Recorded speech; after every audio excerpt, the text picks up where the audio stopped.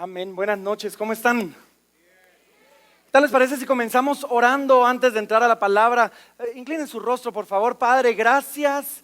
Gracias, Señor, por esta noche. Gracias por este tiempo, Señor. Padre, gracias por tu presencia en medio de nosotros Padre, gracias porque nos tienes aquí, preparados, reunidos para escuchar tu palabra y para ser transformados por tu presencia. Oramos, Señor, que tú nos hables el día de hoy, que tu Espíritu Santo nos llene, nos toque, nos transforme por medio de tu palabra. Y lo pedimos, Padre, en el nombre de Jesús. Amén y amén. A mí me toca comenzar este tiempo y estoy muy emocionado de confesar, hablando de uno de mis temas favoritos, realmente. Hablando de cómo servimos a un Dios grande y soberano. Ahora, déjenme retroceder un poquito antes de entrar al tema. Y pues yo reconozco que no todos los que estamos aquí somos guatemaltecos, pero una gran mayoría sí lo somos. Así que déjenme hablar de algo que aqueja a nuestro país, aunque estoy seguro que si cambiamos el nombre del país y quizás modificamos un poquito algunas circunstancias aquí o allá, ustedes pueden encontrar algo muy parecido en su propio país, ¿sí? Guatemala está atravesando por momentos difíciles. Yo creo que no se necesita de mucho para saber eso. En particular, a la luz de la tragedia del volcán de fuego la semana pasada. Y estos momentos difíciles han expuesto no solo la vulnerabilidad del sistema, del gobierno, de la infraestructura, de la sociedad en general. También han expuesto la vulnerabilidad de nuestros propios corazones a la hora de enfrentar momentos difíciles, a la hora de enfrentar tragedias y dolor y sufrimiento, a la hora de enfrentar algo duro y complicado. Cuando nos enfrentamos con algo duro y complicado, algunos responden volcándose a la obra social y de verdad me dio mucho gusto ver que Guatemala salió rankeado como el país más solidario de América Latina. Los supermercados se vaciaron, ¿sí? Las provisiones se acabaron y al punto que el mismo gobierno a lugares como nuestra iglesia nos dijo: por favor guarden los suministros un tiempito porque tenemos mucho ahorita y si no se va a mal usar. Otros quizás se volcaron a protestas civiles. Tuvimos marchas y protestas y pasó de todo. Otros realmente doblaron sus rodillas, dieron gloria, dieron gracias a Dios por su mano protectora sobre sus vidas, pero otros, hay un grupo de personas que en medio del dolor, en medio de las situaciones difíciles, en medio de algo increíblemente difícil como lo que estamos pasando, han volteado sus ojos al cielo, pero no para dar gloria a Dios, sino para levantar su puño contra Dios y cuestionar a Dios diciendo: ¿pero dónde estaba Dios? ¿Dónde estaba Dios que permitió que todo esto pasara? ¿Por qué Dios permite que cosas como estas pasen? Entonces, estas situaciones revelan nuestros corazones. Y la realidad es que quizás muchos aquí salimos, no tenemos más que una historia que contar, pero la realidad es que de alguna manera, a la opinión de muchos, quizás nuestro país está tocando fondo, ya tocó fondo, ¿sí? Y nos toca enfrentar una realidad, no solo como país, nos toca enfrentar una realidad como personas, nos toca enfrentar una realidad como individuos, ¿sí? Y la realidad es que a cada uno de nosotros, en su momento y de diferente manera, de este lado de la gloria, antes de que venga Jesús, vamos a experimentar, por el simple hecho de que vivimos en un mundo fracturado por el pecado, vamos a experimentar dolor, vamos a experimentar sufrimiento, vamos a experimentar quebranto y confusión. Algunos aquí quizás son todavía demasiado jóvenes para experimentar lo que es haber tocado fondo. Sin embargo, va a llegar el momento en nuestras vidas donde va a venir ese puño que no vamos a lograr esquivar. Y no importa qué tan preparados estemos, qué tan inteligentes seamos, no importa cuánto conozcamos, qué tan bien conectados estemos, a quién conozcamos, no importa. Un día nos va a tocar experimentar el dolor de la persecución, del sufrimiento, de la traición y del odio de parte de otros.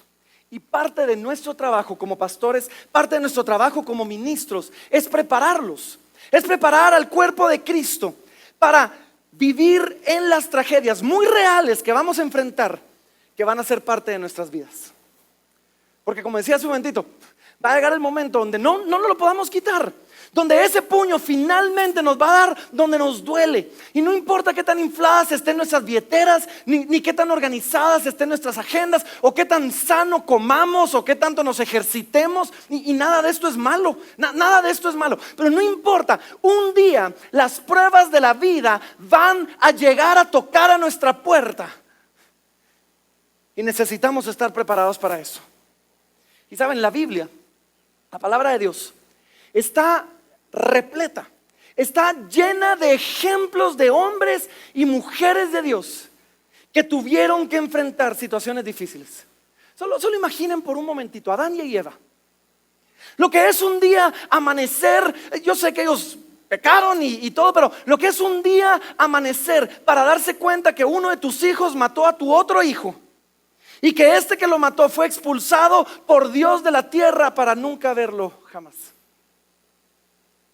Imagínate un momentito lo que sería ser Abraham, caminando monte arriba con un cuchillo en la mano y con tu hijo amado en la otra mano para obedecer un mandamiento imposible de obedecer. Imagina por un momento a José. Imagínate lo que es ser José. Un día tus hermanos que de por sí ya te la hacían difícil, te echan en un lugar y escuchas cuando hablan de matarte. Y escuchas cuando hablan y tú ya estás esperando. En cualquier momento van a decir que es una broma, como miles que me han hecho antes. Solo para descubrir que uno de ellos tuvo misericordia y en vez de matarte te vendió como esclavo. Imagina por un momentito a Daniel. Lo que es ser arrebatado de tu casa, arrebatado de tu pueblo para crecer, sí, en el palacio del rey. Pero de un rey que está oprimiendo y que ha castigado y que ha conquistado a tu nación. Y para que después, conforme vas siendo levantado, te echen al foso los leones. Imagina a Pablo, que fue prácticamente abandonado y traicionado por todos los que lo acompañaban, después de haber dado su vida, su sangre, sudor, lágrimas y todo por el evangelio. No importa quién seamos, algún día las pruebas de la vida van a venir a tocar a nuestra puerta. No importa qué tan ricos seamos, o guapos, o conectados, algún día la tribulación nos va a alcanzar. Y la pregunta es, ¿qué hacemos? ¿Qué hacemos? ¿A dónde corremos cuando las cosas no salen como esperábamos? ¿A dónde vamos? ¿Qué hacemos cuando yo tenía un plan y resultó que la cosa era completamente distinta? ¿A dónde corremos? Hay una historia en la palabra de Dios a la que los quiero llevar el día de hoy. Y es la historia de algunos de los apóstoles del Señor, en particular Pedro y Juan. Y es una historia fantástica realmente, porque nos cuenta un momento en la vida de los discípulos donde se enfrentaron con la realidad de que aún siendo los apóstoles del Señor, aún siendo estos hombres poderosos, ungidos por el Espíritu Santo, que habían caminado con el Cristo resucitado, les tocó darse cuenta que eso no los libraba. Y comienzan a predicar ellos el evangelio. Y un día llegan a la puerta del templo llamado La Hermosa, creo que algunos conocen la historia.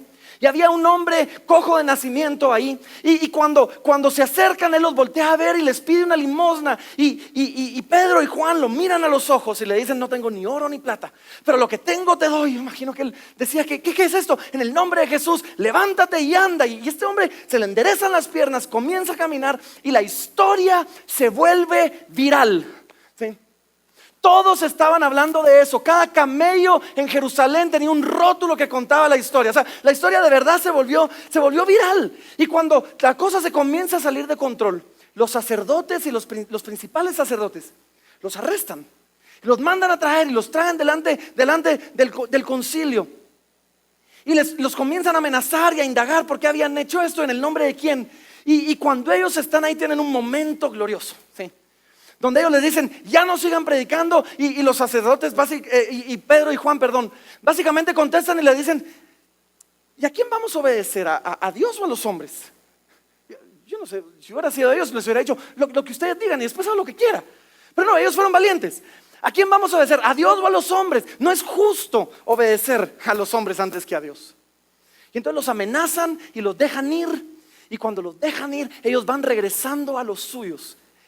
Y cuando se reúnen con los suyos, se regocijan y comienzan a orar. Y quiero que veamos esta oración, porque esta es una oración maravillosa, donde vemos nosotros cómo estos hombres de Dios, a la hora de enfrentar algo confuso, algo difícil, pero si estamos haciendo las cosas bien, ¿por qué nos amenazan? O sea, oran.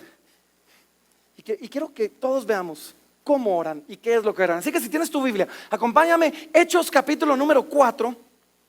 Hechos capítulo número 4, vamos a comenzar en el versículo número 23 y comienza la historia diciendo así, dice: y puestos en libertad, vinieron a los suyos y contaron todo lo que los principales sacerdotes y los ancianos les habían dicho. Y ellos, habiéndolo oído, alzaron unánimes la voz. Ellos van con los suyos, se reúnen, comienzan a orar. Y cuando oran, ¿qué hubiéramos orado tú y yo? ¿Cuál hubiera sido nuestra oración? Mi oración. ¿Cuál hubiera sido mi oración? ¿Sabes cuál hubiera sido mi oración? Señor, ayúdame, bendíceme, protégeme. Esos feos, malvados me quieren hacer daño, pero Señor, ayuda. ¿Cuántos hubieran orado algo así? Pero quiero que vean cómo oran ellos. La diferencia de la oración de ellos. Ellos comienzan orando y dicen así. Y dijeron: soberano Señor, soberano Señor, tú eres el Dios que hiciste el cielo y la tierra, el mar y todo lo que en ellos hay. En el momento en que ellos se vieron enfrentados a algo difícil, en el momento en que ellos se vieron enfrentados a algo complicado, oraron una oración. Y me encanta su oración, porque en vez de correr asustados y en vez de voltearse egocéntricamente diciendo: Señor, ¿por qué yo? ¿Por qué si yo soy tan bueno? Se voltean y ponen sus ojos en Dios y comienzan a orar. Y en su oración ellos simplemente oran y corren a un atributo de Dios, que es un atributo maravilloso del que vamos a estar hablando toda esta conferencia. Ellos corren a la soberanía de Dios y doblan sus rodillas y levantan sus ojos y comienzan su oración simplemente diciendo: soberano Señor. ¿Saben qué es esto? Dios grande que está en control.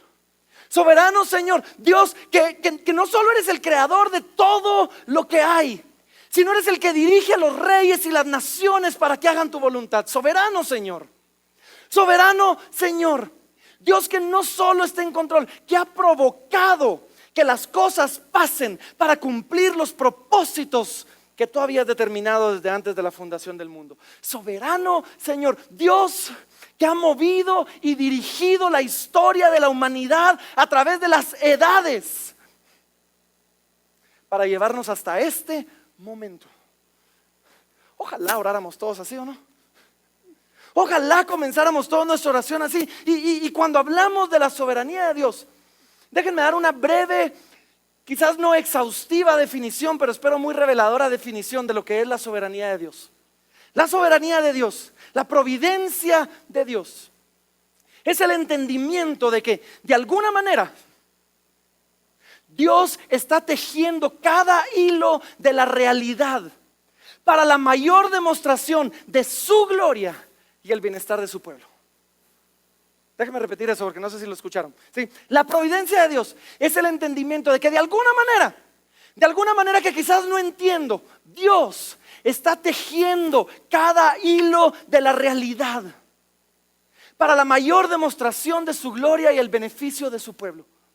La soberanía de Dios es entender que en la economía de Dios nada se desperdicia y está siendo usado para tejer un hermoso tapiz que cuenta la historia de la redención de Dios. Soberano, soberano Señor.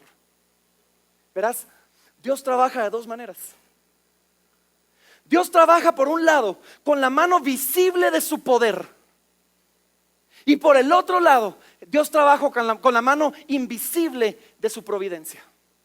Y ambas componen la obra de Dios, formando una historia redentora, una historia para la gloria de su nombre, una historia para el gozo de sus hijos, y una historia que en este momento de nuestra historia los discípulos se dan cuenta y la ven.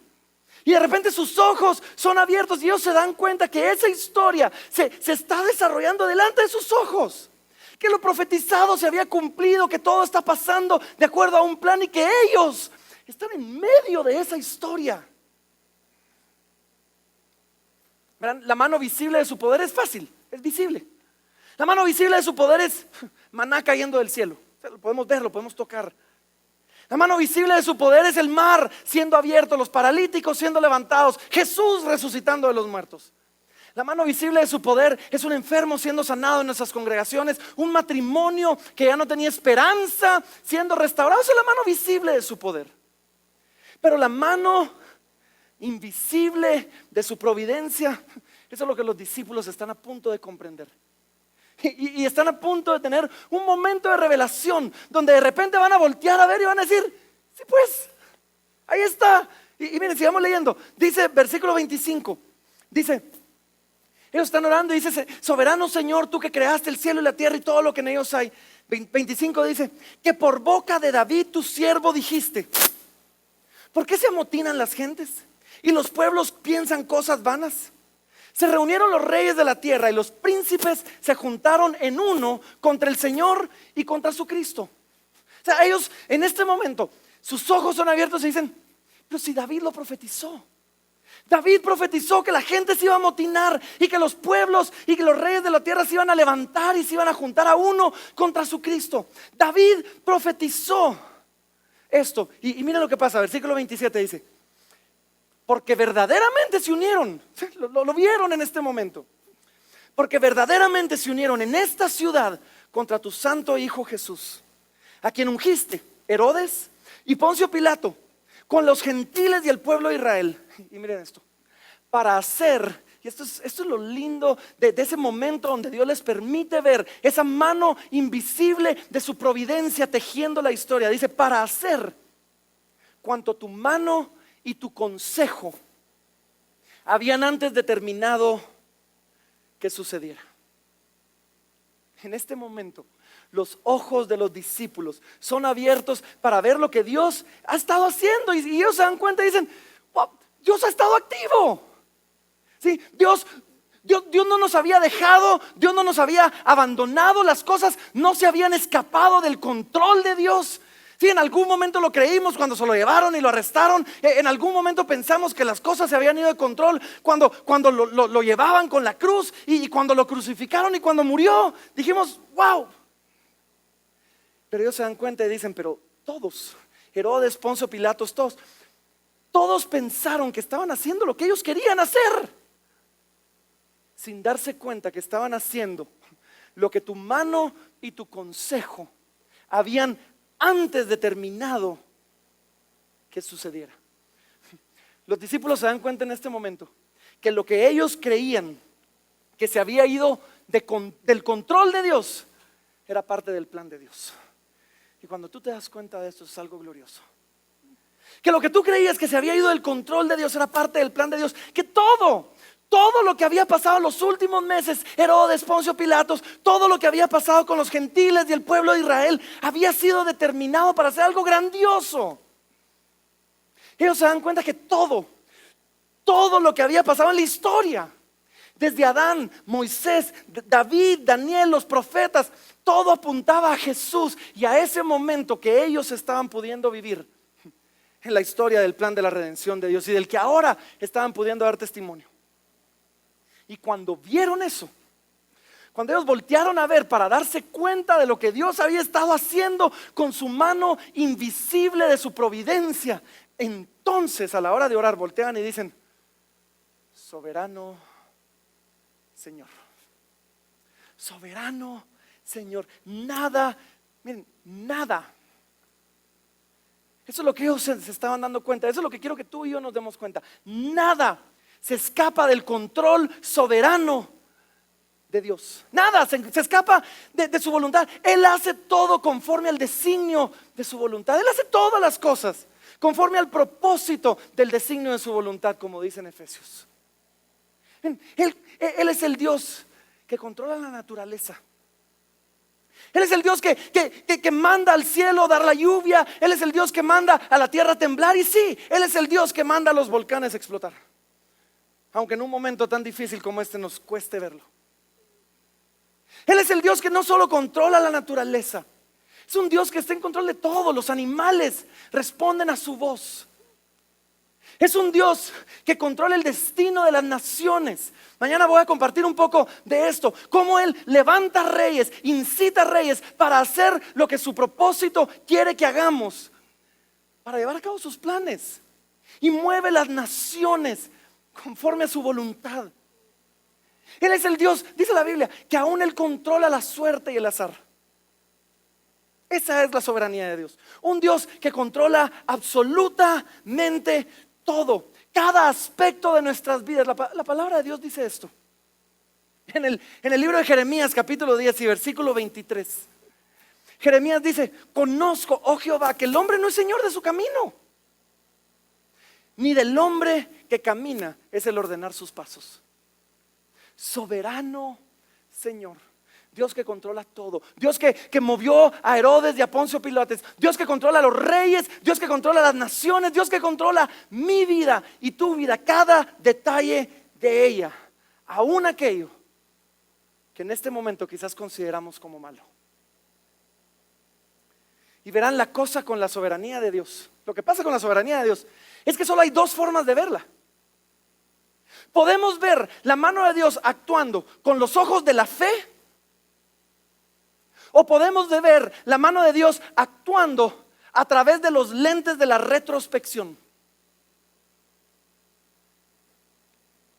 Cada cierto tiempo creo que tenemos nosotros uno de esos momentos donde después de haber pasado una época diciendo: Señor, ¿dónde estás? ¿Por qué me dejaste, me abandonaste? De estar enfrentando a todos, cada cierto tiempo tenemos uno de esos momentos donde de repente quizás pasaba la crisis, quizás pasaba unos años, podemos voltear a ver y decir: wow, ahí estaba Dios.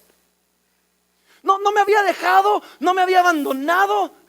Ahora puedo ver un poquito de lo que Él estaba haciendo. Él estaba presente, estaba conmigo cada paso del camino. Y ahora, ¿han tenido esos momentos, no? Un par de años después voltean a ver y dicen: wow, ahora lo veo, que si Dios no hubiera X, yo no podría estar ahora donde estoy. Que si Dios no hubiera permitido Y, que si esto no hubiera pasado, entonces, y en ese momento lo vemos. Pero como les digo, la soberanía de Dios se ve de dos maneras: con los ojos, con los lentes de la retrospección, o con los ojos de la fe. Y parte de nuestro madurar, parte de nuestro crecer, parte de nuestro caminar en Cristo es el que aprendamos a ver la mano providencial de Dios, no solo en retrospectiva, sino por fe. Parte del madurar en el Señor es que podamos aprender de ver, a ver, en medio del dolor, en medio de las circunstancias, en medio de lo difícil, en medio de que el mundo se nos viene para abajo, podamos ver que Dios de alguna manera, o podamos confiar o podamos descansar en que Dios de alguna manera está tejiendo todo esto para nuestro bien.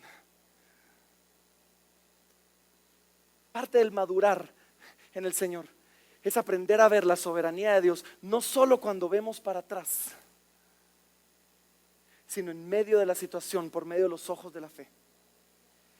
Y para lograr eso, parte de nuestro crecer en Cristo también es aprender a no separar dos atributos de Dios que nunca deben ser separados, que no pueden ser separados. Dos atributos de Dios que la palabra, que las escrituras nunca separan. Y esos atributos son esto: Dios es por un lado soberano y Dios es bueno.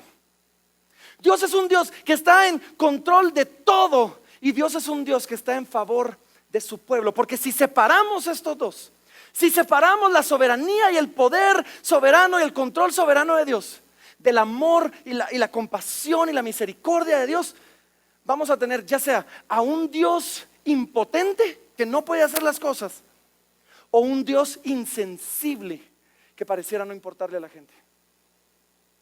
Porque verán, Si tenemos a un Dios soberano que controla todo, pero no es bueno, eso nos debería dar terror.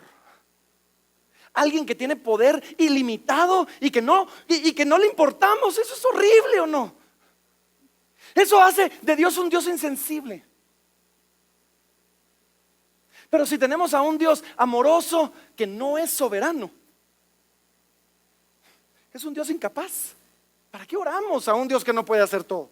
¿Para qué oramos a un Dios que no puede controlar todo?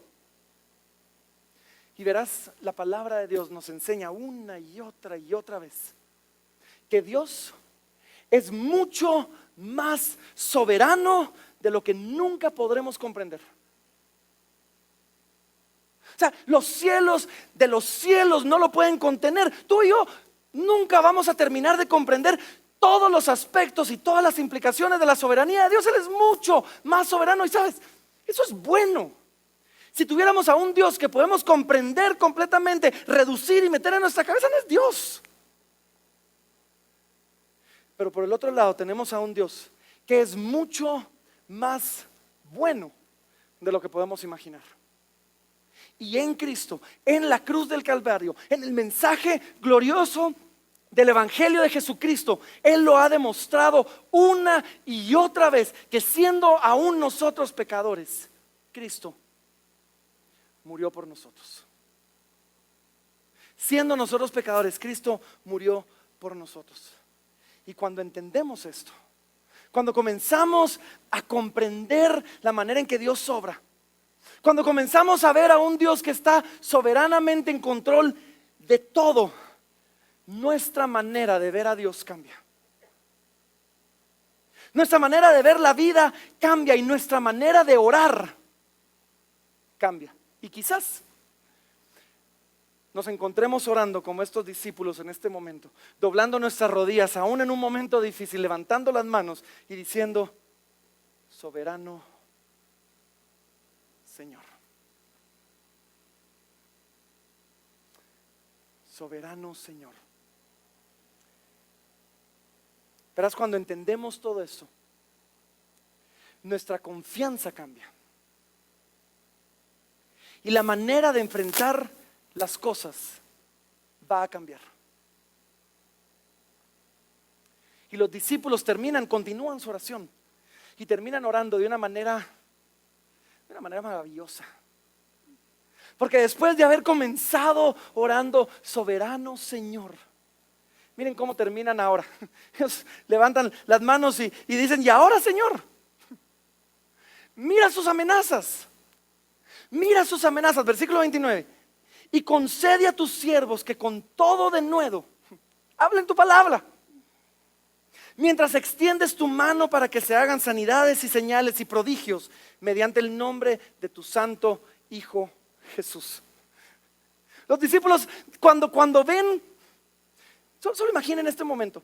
De repente ellos se dan cuenta y dicen: wow, hemos estado orando en contra de la voluntad de Dios todo este tiempo.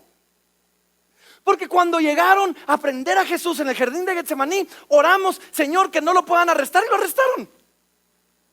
Y después cuando lo estaban arrestando dijimos: Señor, ahora que lo liberen, y no lo liberaron. Y cuando lo juzgaron dijimos: ahora, Señor, le va a hablar a este rey, y no le habló. Y después cuando lo crucificaron dijimos: este sí es el momento. Este sí es el momento. Ahora, Señor, líbralo de la cruz, y murió.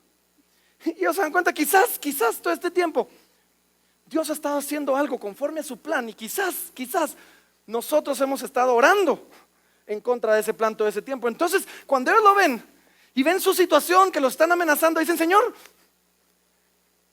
no sabemos qué orar, porque sabemos que tú has usado todo esto que considerábamos malo para tu gloria. Así que, Señor, considera sus amenazas. Mira sus amenazas, considera sus amenazas.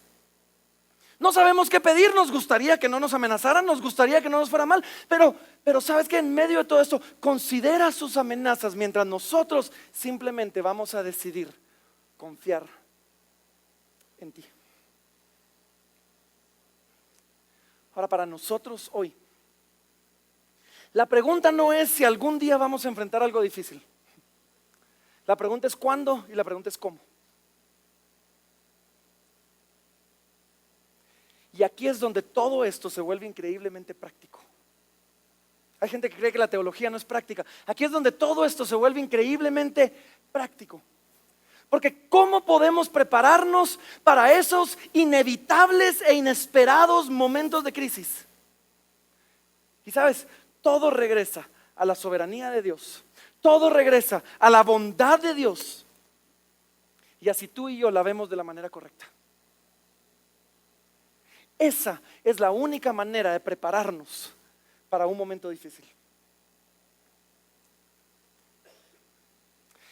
Verán, en las escrituras, todos hemos quizás oído la historia de este hombre llamado Job. Un hombre piadoso, un hombre de Dios.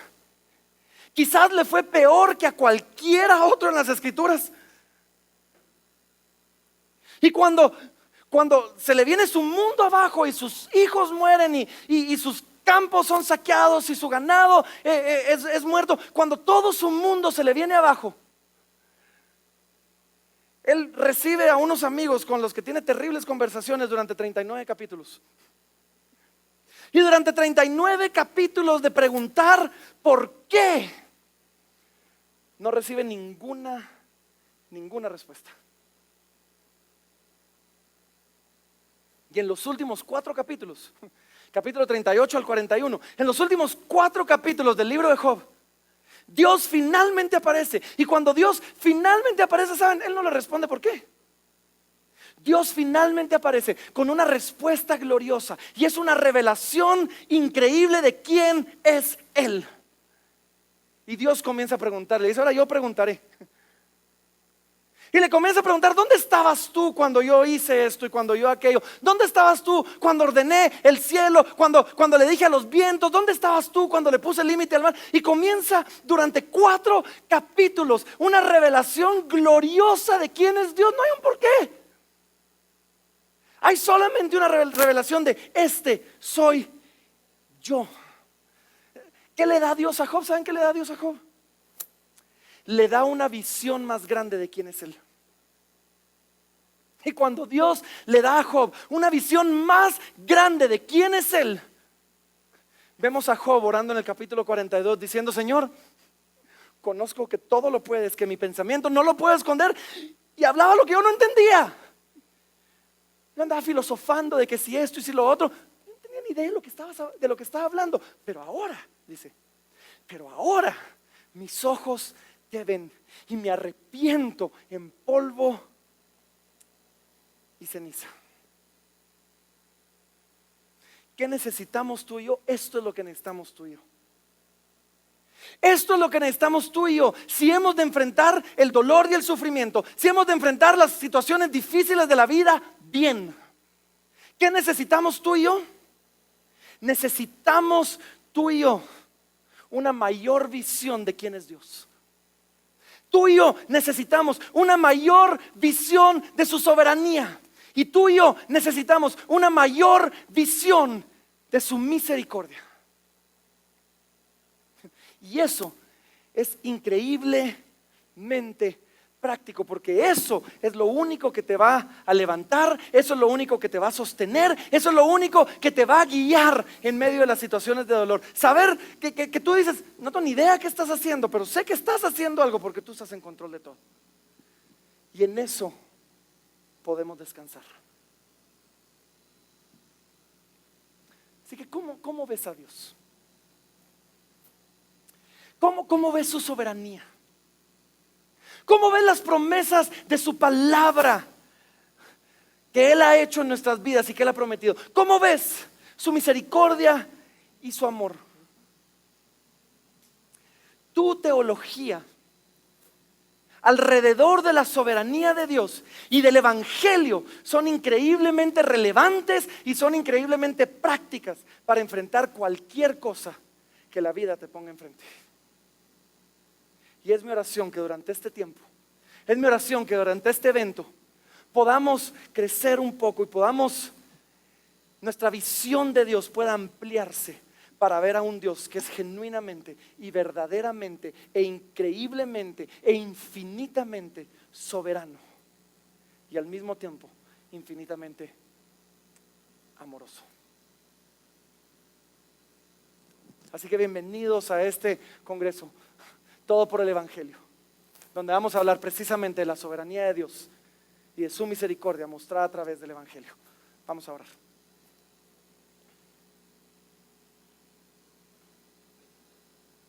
Padre, te damos gracias, Señor, esta noche. Te damos gracias, Padre, esta noche por tu palabra, por tu presencia en medio de nosotros. Y oramos, Señor, en el nombre de Jesús, que de alguna manera tu Espíritu Santo pueda ampliar nuestra mente para entender y para ver, pueda ampliar nuestra visión para comprender que tú eres un Dios infinitamente soberano. Que nuestra visión de quién eres tú sea ampliada, que nuestra visión de tu soberanía sea estirada, mi Dios. Que la visión y el entendimiento de tu amor y tu misericordia mostrada en el Evangelio de Jesucristo sean ampliados en nuestro corazón, para que al enfrentar lo que la vida ponga enfrente podamos caminar de la mano y decir, igual que Pedro, igual que Juan, igual que los discípulos del primer siglo, dijeron: soberano Señor, tú haces conforme lo que tu palabra y tu consejo habían designado desde antes. Y así que, Señor, en medio de cualquier situación por la que podamos estar pasando, considera nuestra situación.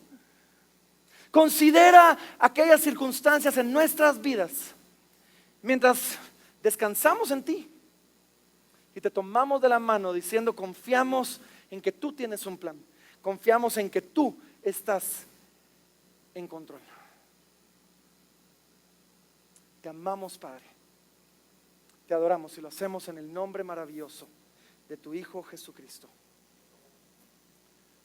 Amén y amén. Dios los bendiga.